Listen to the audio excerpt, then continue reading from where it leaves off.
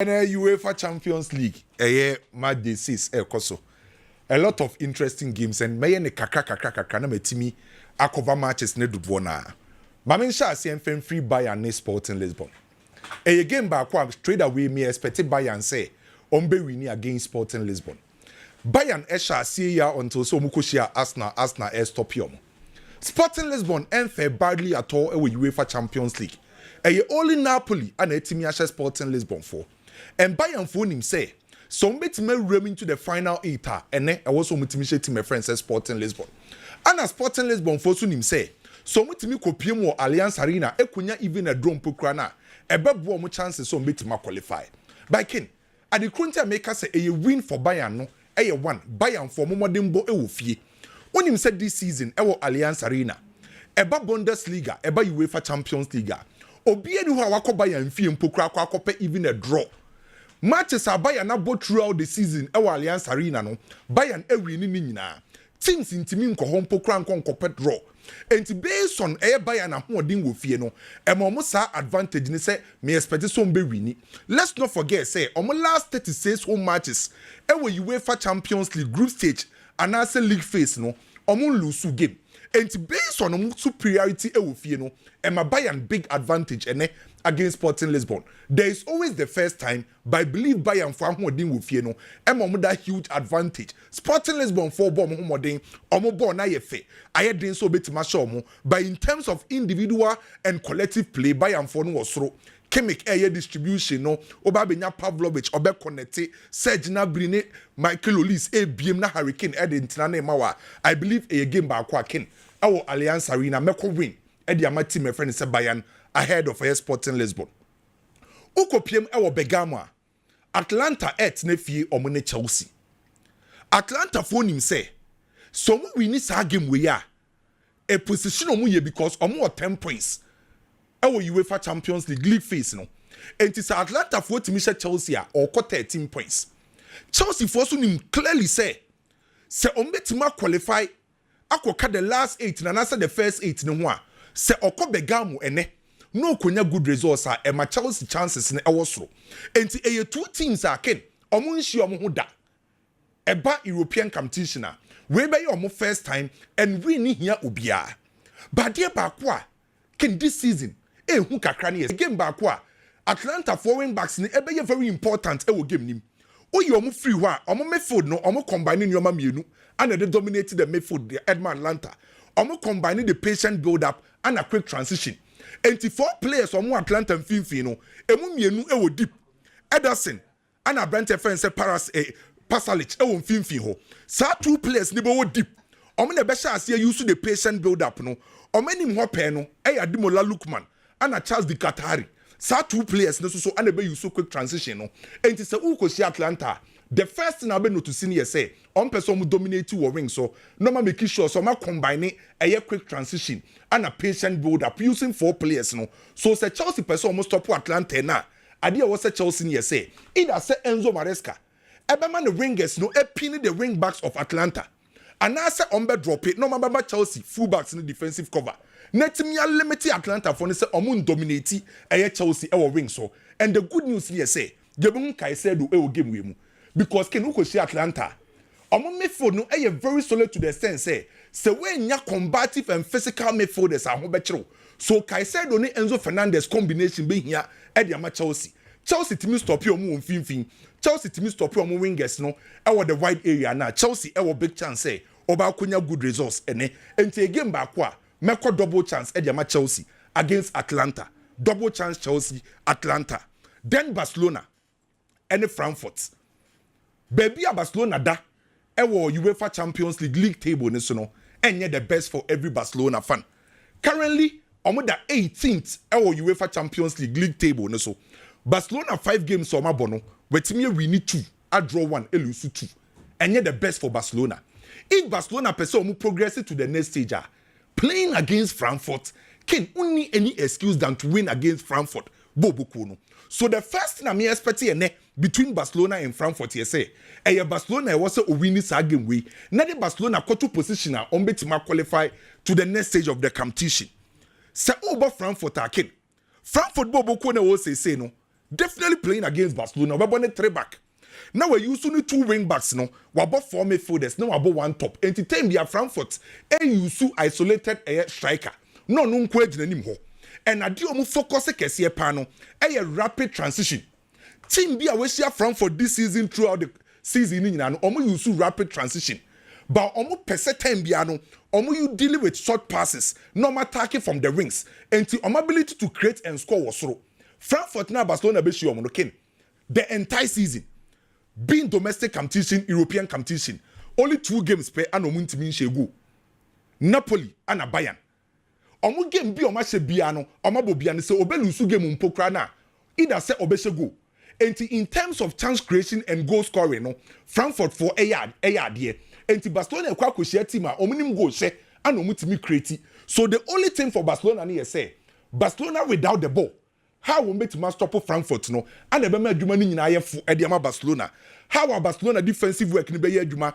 Omo balance e we chiro, omo defensive structure.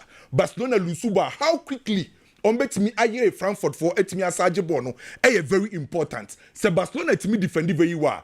And one adwuma Barcelona for na because Frankfurt dey ken defensively omo ye poor. Omo concede a lot of goals. And to carry Barcelona for befa so agere ball no e free Frankfurt no good because in terms of attack we Frankfurt are untimi control better than Barcelona.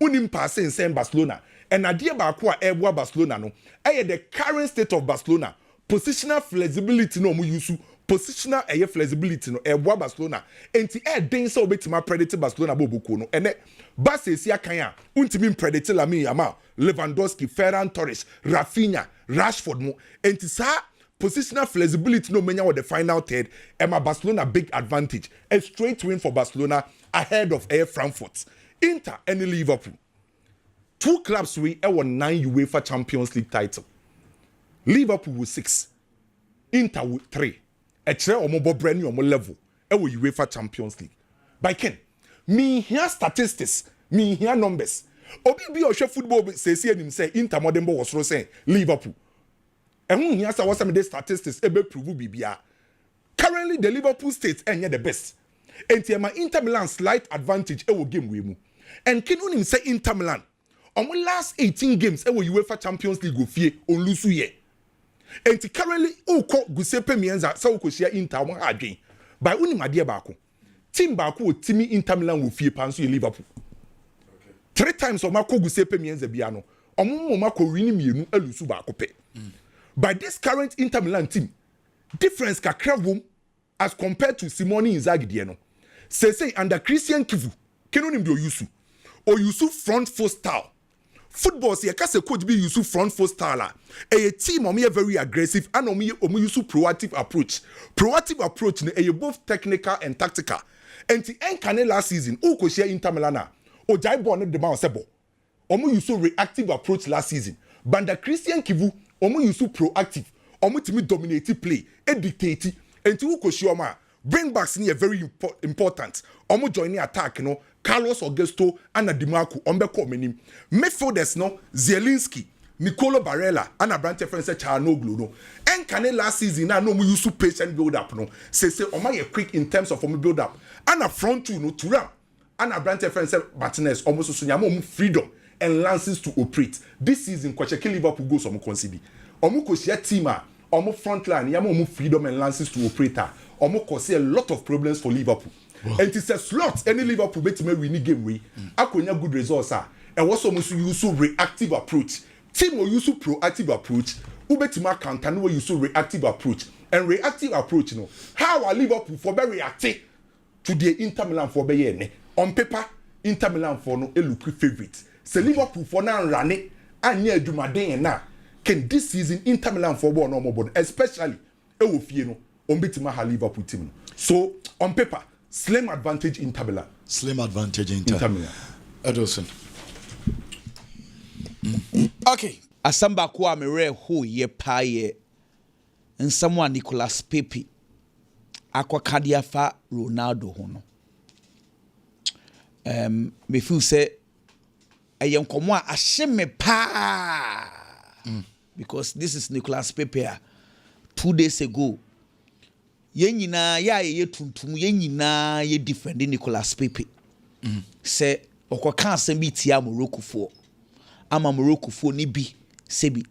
Ede ne color edidi na tam. Ama nde kra me no ka Spanish La Liga for ni nyina say we are all against racism. Because Nicolas Pepe no omu di na tam to the extent say sebi. Almost a girl now ne wo ho no fani bi. Sebi ono oyi mpenyifo movie ye bia. Nti wasete mu saa mo bia hwe no TV so a ono na wo date no. How many nyina ba be defend only for you to go on a podcaster. It was for mo amonti Nicolas Pepe Ivory Coast ni. Ono kra na afko no man friend na nsen yan. Coach ni yine frame. Nicolas Pepe na Arsenal for quarter no amobo kan. Nicolas Pepe no mu bisa na Messi and Ronaldo and also no de o support Messi. Na enye statistics near the bobo. Say a statistics di anke be kan san foforo na ball ne body e Messi na oye number 1. Na ball no kra no Messi no yenyan say they compare Ronaldo na name a kra on a primer. Sa time no and na ebitimi dia match like Ronaldo enye Messi kra yemfa Messi and to baby no problem. And a question any bisa ne say na we are where say Ronaldo enche obe hit 1,000 goals ana. And then the class Pepe say munya 1,000 goals be. Also Ronaldo no o said that call Saudi Arabia say okobobo penalties asha ma wa reach 1,000 goals. Just say Ronaldo no 1,000 goals na no person reach inti oko Saudi Arabia. Also oko Saudi Arabia Ronaldo abobe 200 penalties. Ni nyina ne say Ronaldo no penalties en kwa no person odi she go na odi tie ni munyam. This is the statement of Nicolas Pepe. Now, the reason why I say I am not happy is say, Sabi, obia on your opinion. You can like Messi, you can say you like Ronaldo. Obia and fan because I am not sure say in command medi. E betinya sesan obia adwen, your pe Messi, betinya sesan na adwen, amana ko supporting Ronaldo. And your pro Ronaldo, and yet the Obeka no best sana adwen akope Messi. These are entrenched positions. But my problem has always been say, the fact that you love Messi does not mean you should disrespect Ronaldo. Says line what dia. Then Oberman kofwe bie mu akansam. Nicolas Pepe epe Messi esiwa. Nicolas Pepe the reasons why Messi ni bobo chen Ronaldo esiwa. But don't go and disrespect Ronaldo. So Ronaldo penalties in Kwana just say. What's the football? Yanchen to one more football and statistics. Na a football or bubble. Born into a chess Jonim entry and onim bobana. I just want to ask Jonim entry and the nim born bana because a castle will be a good footballer. There are lots of attributes. Dribbling is not the only standard. Utie ne nsem na wakaina baby a wan fa buo kran sama Ronaldo esa penalties ya onenam Saudi Arabia bobo penalties nko a Eden Hazard make a similar statement between the two me no ya adwen say omamienu no obia wo the support no and I said obia nim the o feel is on there ade enti in case wa when say we are better because of when we no problem but the wa achieve no ukona usan kwa kadi wa disrespected the achievement. Ronaldo is one guy. He's always under people's criticism. Some of them are highly unfair. Ronaldo ko jina free kick echi na oba hey wasan ono krombo free kick da. Me no can say Ken debia me catch Ronaldo in the Champions League and Champions League game. I mean for Champions League in your example. Champions League no. Ronaldo has set 12 Champions League free kicks. Champions League 12 Champions League free kicks. Messi ne free kicks are what do a share our Champions League by 5. You can check Champions League ya win.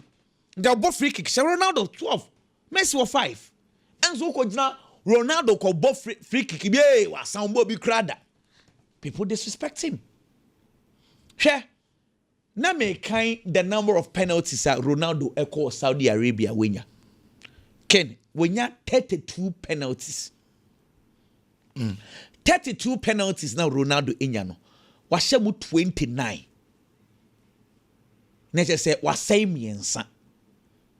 Also call Saudi no so far for El Nassr washe 110. Inti yenye simple calculation. 110 no. Now what's 29 edi film neje say open play ankasa washe 81 goals. And an a penalty 29.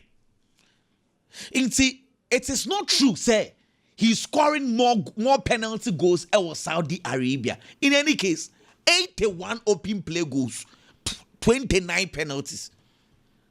Ronaldo ne career, the entire career from Kren to Kran as of today, 954 goals now. Penalty woman 180. 180 yeah. penalties. 180 penalties. Not just open play 774. Any open play exactly 774. 774. And 180 penalties. That's a 180 penalties. You create 2 hazard more career goals on machine. Yes, Tamonej have him. So mom no 150, 160, 170. That's a 180 penalties. There's also power. Oh, and also in any case, let me give you. That's about 200 and something. About 215 penalties. 215 penalties. 215 penalties. And was 44. Yeah, and was 215. 215. Yeah, exactly. Was 35. Yeah. Around 35 for now. 45. 45. Okay. And you're kind of saying, I think so. Was 180. Yeah, and about 215 if I'm right.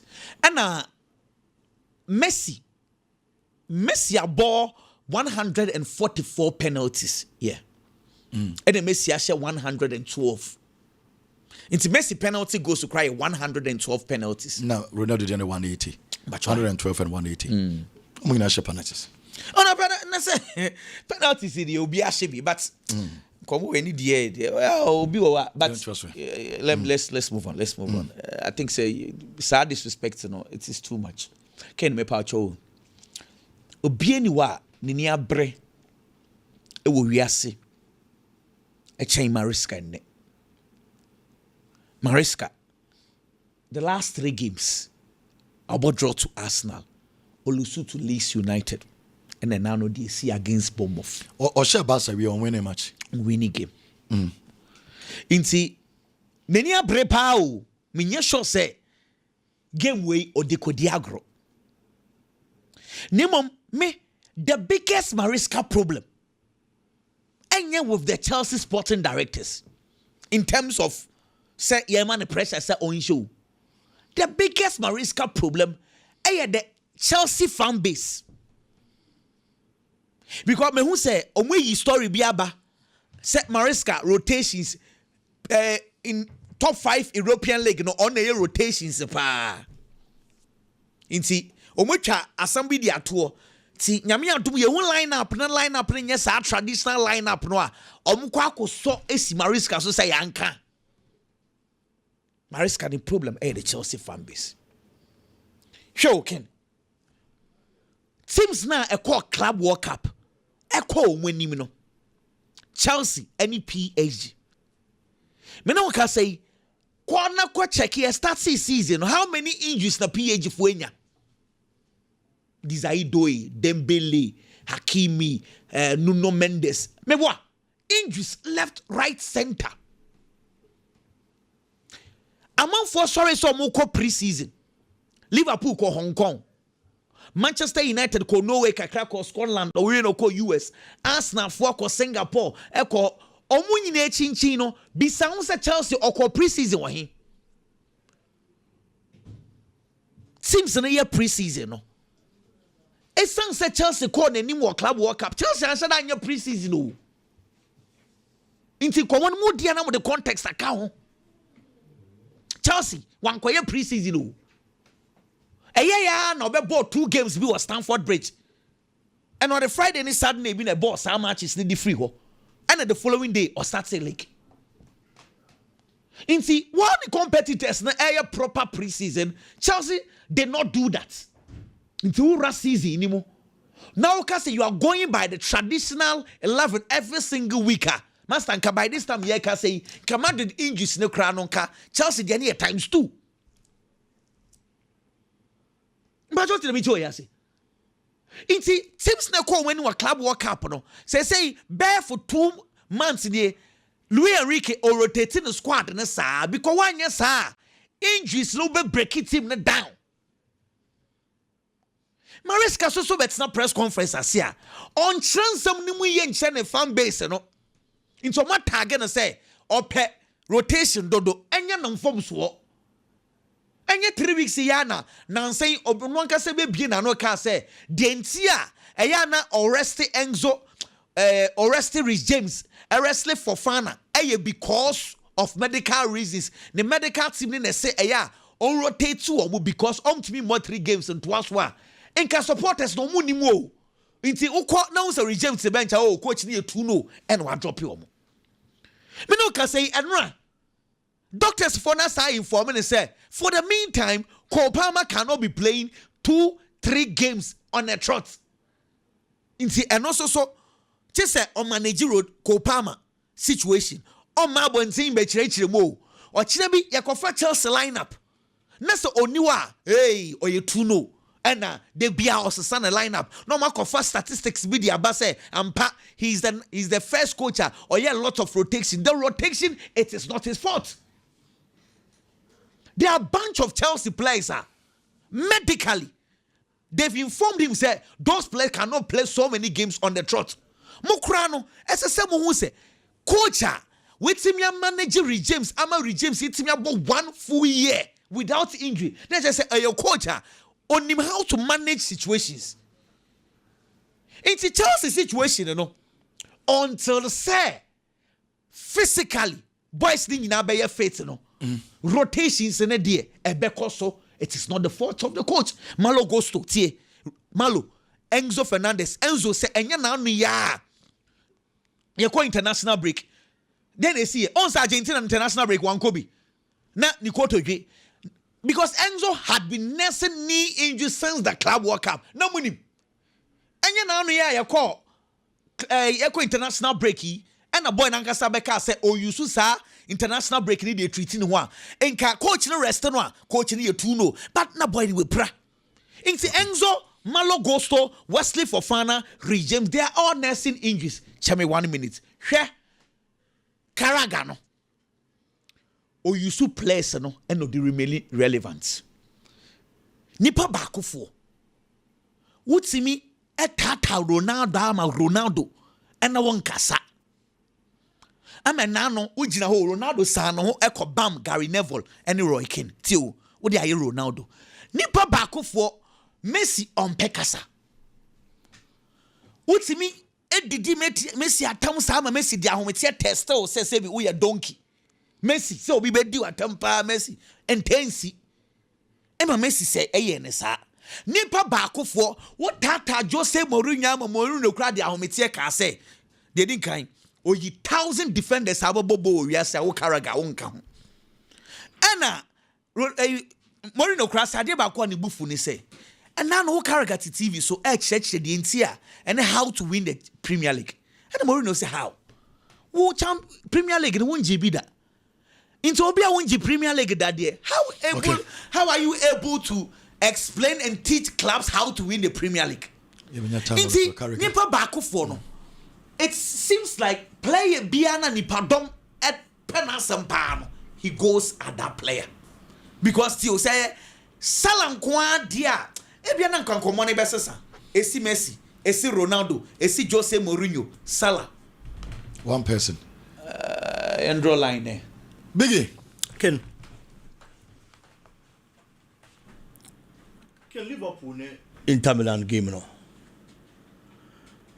One game and ka oba expect say Liverpool betimi akwa ye bibi. Na wanya good results be a game ni mu. But it looks very difficult, extremely difficult for Liverpool. So, because young century and when your results be so favorable. I've seen Liverpool and no what problems before playing Real Madrid. Now, I think the Liverpool so beat me a winning game crampo. But in spite of those problems, Liverpool gathered the bits and pieces. Eventually, share Real Madrid every year. Now Liverpool share Real Madrid bobo kono. And he said, oh, from that game, and at that time, the conditions and situations are not Liverpool woman, no, and yet that's different from CCI Kasai. Into clearly, one can be confident say Liverpool betimia kwa good results at the frame, maybe a betimia. But one thing I've learned about life and it's a divided home doesn't win battles. Liverpool, there are problems, it goes beyond just football on the field of play. And it makes it extremely difficult. So players never back together, normal supporting coach, you know, and that is the only thing ever one they win. And that's a good performance at the Abba. The Mohamed Salah situation, Salah is part of the team. But Liverpool coach should know, sir, especially the big players, are almost supporting Mohamed Salah deep within. Now, how the story be braying. And Liverpool captain Van Dijk, essay. On any deal with Liverpool when it's over Mohamed Salah, Gina Park, this one, Musiaka. And clearly. So Salah knew no more. It means to say the defensive man of Liverpool, the captain, will playing body and you're happy. It can go against Liverpool. The defense we are talking about in the Champions League. So far, matches are Liverpool about watch 10 goals. 10 goals now Liverpool are channel. We are conceding Marco 8 from 5 matches in the Champions League. If you hear Liverpool team like it almost say the defensive unit of Liverpool is porous, is bad.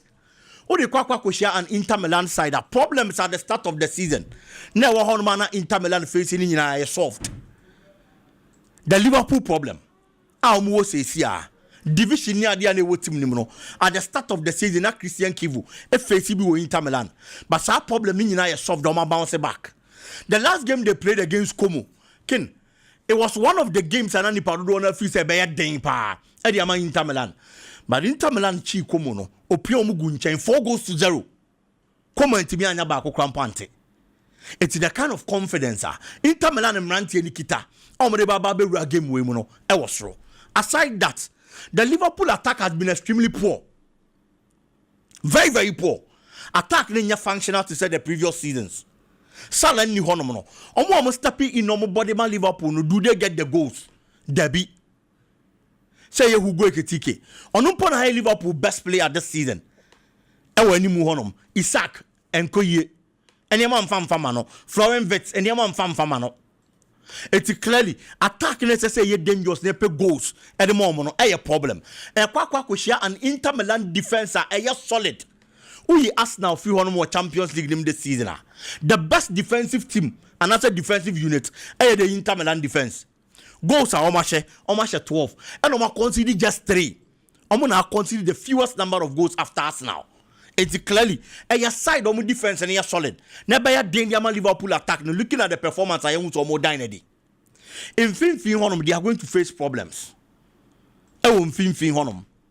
Sobos like Honoma, fine a bebois. But then again, coming against midfielders like Nicolo Barella, Herikim Kitarian, the kind of quality I am so much dynasty. Hakancha Hanoglu, our distribution you on Finfi Inter Milan Bobokono clearly makes it extremely difficult. Liverpool Chile Honomono, the wide place, our mobile defender, the laterals, Conor Bradley, and whoever gets the opportunity to play at the left back position, our problem because the people you are going to defend against Augusto and then DiMarco. I'm going to run on that flank. No matter Jumano, I'm creating a free flank on the Abam Finfin. The attack of the Inter Milan team in the 5 matches they have played, on performance and it was through 2 strikers in the middle. It was 6 goals in the Champions League this season. Lautaro Martinez has 4. And the Inter Milan was Champions League. And then the partner, I only boy anymore near my pa and so the momo. Turam and so 2 goals in the Champions League this season. And this attack has been dangerous. Numbers now about Champions League no so be. But the kind of partnership on my forming Liverpool in Nibi Rome team anymore. And me said looking at the performance of the Inter Milan team, how solid they have been defensively, and then the poor attack of the Liverpool team. Adio mo beti be dia console o mo hone se bibia timi si wo football mu. But aside that, I feel say Inter Milan has the quality and the team to be able to beat Liverpool Boboko no ede. Bibia betimi asi wo bo mu, but I'll go for Inter Milan on any day. Possibly a 2-1 win. Margin no so be. But I they are the 3 maximum points there. I see Inter Milan picking it. Chelsea, it's on a redemption. Since Chelsea played Barcelona and won, Chelsea matches are winning match. So obo Barca na o share. Say Barca na dey. Some Madrid so since some share Barca, some so nsi dede. Ya two teams no mo share Barcelona ni nyina. Madrid kan, Chelsea kan. And Chelsea be person be pass ade ne dey free honom. Say Ivan Juric na Chelsea kwa share na nka me rest assured say Chelsea betimi anya bibia free game ni mo. Paladino ba ya no. Performance ni extraordinary, that's for a fact. But at least we about 5 matches. 5 matches na wa bono. Emu miensa wa winning and we lose 2. That record enso so enya de bia ehu on share 5 ni nyina. But the last game he played in the Champions League, ultimately 2 coin free Italy or Germany. Eko share Frankfurt 3-0. That is going to give him some sort of confidence. So here in one, obetimi anya bibi the free game against Chelsea, especially when over the second Champions League game in charge of Atlanta na Otenefi at the Jawi Stadium no about Chelsea bo boko no. Chelsea so her performance on my dine dinner and saying anwa. One of the reasons are omu games on my bon and say na enkoyi the absence of Caicedo. This time around they are getting him. E won fin honum. Come be fa so ayo build up. The player is there to help. In the previous games, not only honum and team 50 honum no. How mobile build up near the na problem the Chelsea boboko no. And it's a Chelsea nyana back in their fold. So Baba be jinem no wasi kind dia more. Ken me gidi say you step in the right direction ebe bo Chelsea. Adia ba kwa me expect it. And say player friend say William Esteban will start game in the Chelsea. In the last 3 matches. And 5. Our bono enye. But this season ono na Chelsea top scorer of Champions League mu. Washa 3 goals. Our Champions League winner, the Chelsea. I don't know. It's goals in a shared across a midfielders, no, because attackers didn't mean that goals, no, and for much Chelsea Boko. And what the Kaka record back unya goal or Bayer. There's also another record. Teenager, watch 3 Champions League goals in a single season. And Yama an English club. Only when running as he see a bosso. It's Unya Bakwa. Ono na ba be a teenager when you the most Champions League goals in a single season at the man English club. And me feel that record alone at that no should be a form of motivation for the player, coupled with being Chelsea's top scorer this season in the Champions League. You know, as I said, Niama Timi Pushia Brant, you know, now Timi Juma, the 3-back system of Atlanta, Bemana is difficult because Mantiami and Sana boy actually honomo, and easy. Isaac Hien, Jim City, and Afe Olodion. Definitely it is going to be difficult, but looking at the quality at Chelsea war and the kind of person will be breaking that kind of gene. Champions League now share Barcelona and a league unshabium and this is a league now. This is the right time to gather the momentum, win again in the Champions League, then you have confidence for both the subsequent matches. And we feel saying Yamabeko and the match Chelsea Boboko and early kickoff. Yes. Okay. I see Chelsea winning on my father 3 maximum points. I say almost yes Ghana for you say you have a World Cup and you have a Kamadin Beshego. So bet me Chelsea are winning. Possibly a 2-1 win there. And you're back. Players are Ghana and there's a support for mana. Oh, supported the Momo. It is a Kamadin your goal and Chelsea winning. As Atalanta, a winning game. Nabia for the Kamadin about winning goal, Atlanta winning game and remember. And only the excitement to be more. But me who Atlanta say watch it. Bayern Munich they can it should be a cool job for Bayern Munich. Okay. They had a very good run to some Babishia Arsenal. And after that Sporting Lisbon so 3 key players available. Giovanni Quenda, Trencao, Omunye injured. Clearly it will be a game for Bayern Munich. I mean especially Lennart Carr, 17-year-old player no can obesan so another goal and he's less talked about. Ebia Omo Premier League, Omo La Liga but he's playing very well. I see Bayern Munich winning too. Let us say I know a big